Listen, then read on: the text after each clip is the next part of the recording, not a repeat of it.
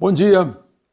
Então, esse julgamento no Supremo deve continuar no dia 6 de novembro e as perspectivas são de que dê 5-5. Né?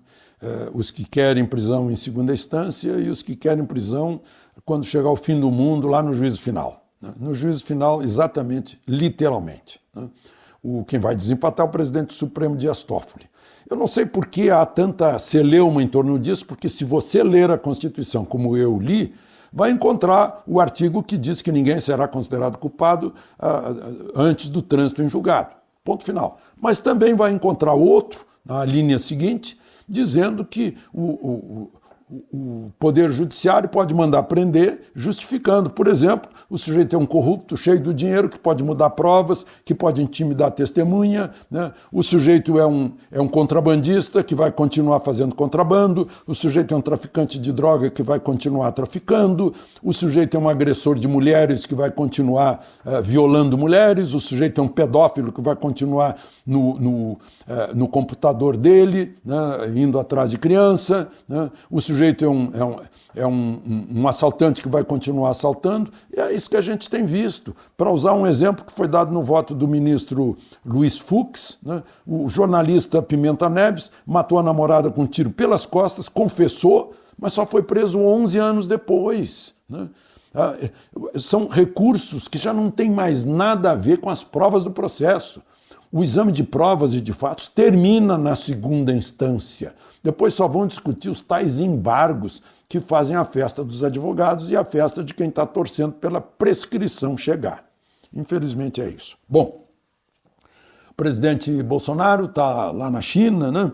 E a gente fica sabendo que a China vai ganhar 300 milhões de novos consumidores e está precisando muito de carne brasileira, carne bovina, carne suína, aves, né, frangos. Então, uma grande perspectiva para a agroindústria brasileira, para a pecuária brasileira, para a criação brasileira. Né?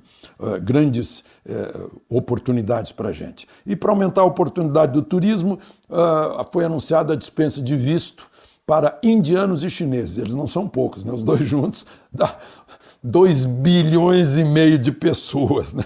É uma parte da população da Terra. Agora, já fizemos isso para japoneses, canadenses, australianos e americanos, só que eles são exigentes, muito exigentes. Eles querem limpeza na cidade, não querem mau cheiro na cidade, querem cidade organizada, limpinha, bonitinha e sem assaltante. Então, se a gente quiser atrair turista, não adianta só abrir visto, não. A gente pode abrir visto, facilita os negócios e tal, mas a gente tem que fornecer esse chamariz para os estrangeiros, né? Que no fundo vai servir para nós, né? Nossa vida vai ficar melhor. Por falar em coisas, em política externa, vocês devem saber, né? O Eduardo Bolsonaro virou líder do PSL, desistiu da embaixada em Washington e vai virar embaixador nada menos do que aquele que era o candidato natural, né? O ministro de primeira classe, Nestor Forster, que é diplomata há 35 anos no Itamaraty, casado com uma diplomata. Ministro de primeira classe significa que ele está apto para ser embaixador, né? Ele já era embaixador interino, sendo encarregado de negócios. Antes disso, foi ministro conselheiro da embaixada. Antes disso, foi cônsul em 2 lugares nos Estados Unidos. Ele está há 10 anos nos Estados Unidos, foi inclusive cônsul em Nova York, né? E defendeu o Brasil nessa crise aí de acusar de fogo na Amazônia e tal. Então, uma coisa que está resolvida, ficou melhor para todo mundo, eu acho. Ficou melhor para o presidente da República, melhor para o Eduardo Bolsonaro e bom para a embaixada. Enfim, uma outra questão é que o Eduardo agora tem 5 deputados pedindo a expulsão dele do partido. Vamos ver como é que fica.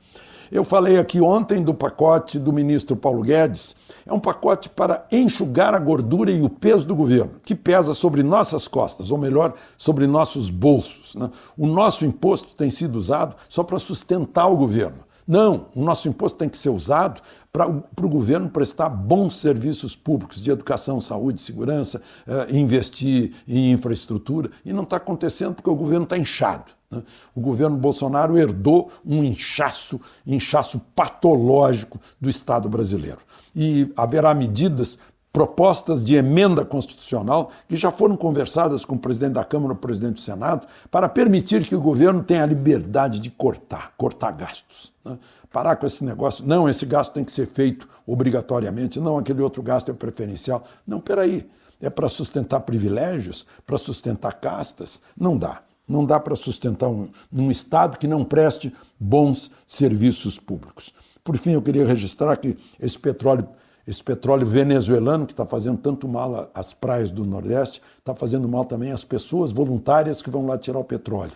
Porque manchadas de petróleo em seus braços, em suas pernas, estão usando benzina, querosene, gasolina, que está fazendo mal às pessoas, né, na hora de remover o petróleo que fica grudado na pele.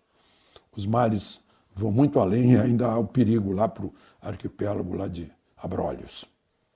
De Brasília, Alexandre Garcia.